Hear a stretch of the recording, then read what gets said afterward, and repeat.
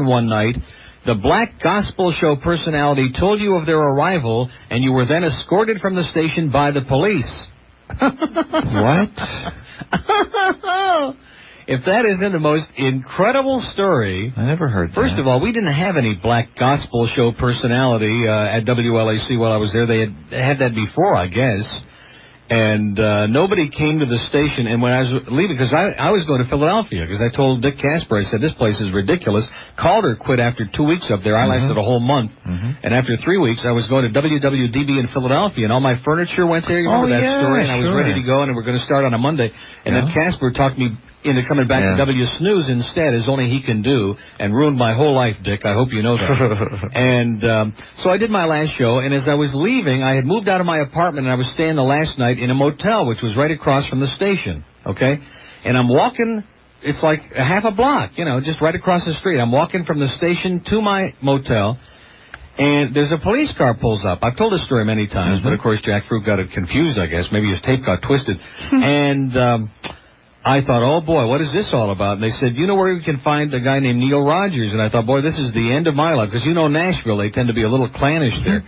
And I said, well, I'm Neil Rogers. And he said, well, we just want to thank you for, we really enjoyed the show the month you were here. And we grew up here, and we were really bigoted, racist kind of people. And we just, we feel that you've opened our eyes to a lot of things that we never heard before. We've never been exposed to different kind of thinking. We want to thank you for it. Your show was great. And that was it. It lasted like a minute, you know, which is a really...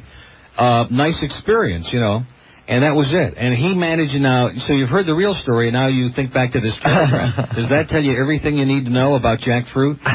Oh, man. Incredible. And, of course, then it goes, I don't even know if these are worth reading. I think like they the one might about drooling over Alan Dresner's saliva.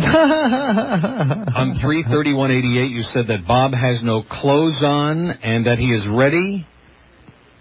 On 3/31/88, you said that Harlan, the boy you took to Las Vegas, has a great body.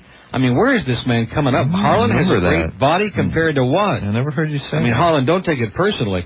Look at that. All the date lines just went out. Isn't that incredible? 751 WIOD. This is a day that will live in infamy, okay? Maybe. Look at this. Here's a note that we just got here. It says... Uncle Neil can't get you on the phone today, even though you say the Delray line is vacant. Wanted to say those of us who took freshman psychology learned that we despise in others what we most fear in ourselves. And they're relating to the same individual we were speaking of only moments ago. It goes on, but I'm not going to... I'll govern myself accordingly. Sure, they because I wouldn't want to get our friend upset. 10:30 at WID. Date is for as lost. Have we done something bad today that I didn't know about? Because all the date lines are hopeless. 751-9463. Pompano, hello. Yeah, Neil. Yeah. How you doing today? Okay. What do you say, Bird? I thought. All right. I guess not. Yeah, I was sitting down with a friend of mine the other day. We were talking about your old shows and when we first started listening, and he was telling me about the time you were calling a phone-in sex line and talking to Baby Blue. Sweet Baby Blue. Sweet Blue, that's what it was. You missed that? I didn't hear it. I remember the Phil Bean lady, though.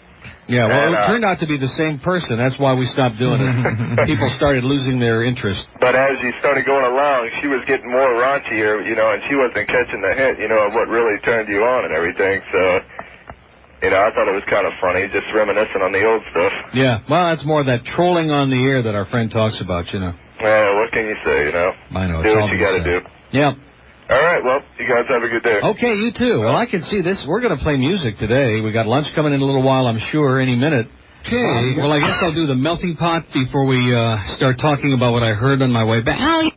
Remember. All the time that I've known him. 370. You said you had sex with a college player at the College Baseball World Series. You did? Now, that's news to me. I don't Boy, if I did, it must have been very boring because I don't remember it. Wow. Talk about fantasies of the Sugar Plum Fairies, if I can say that. It's 11:47. It's Why'd you say goodbye to me? He's my favorite. Okay. Boy. We'll go into the break right out of this cart. Okay? We'll go into the break right after this.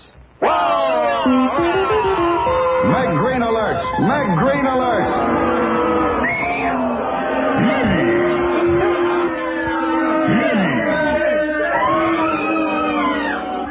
Hi, this is Meg Green. When I'm not off promoting my own show, what am I doing? Listening for Rogers Entertainment Report. It's unbelievable. Have you ever wanted to own a Burger King or a McDonald's? This is Meg Green, and this Sunday from 9 to 11, we're going to talk about franchising. How do you get into it?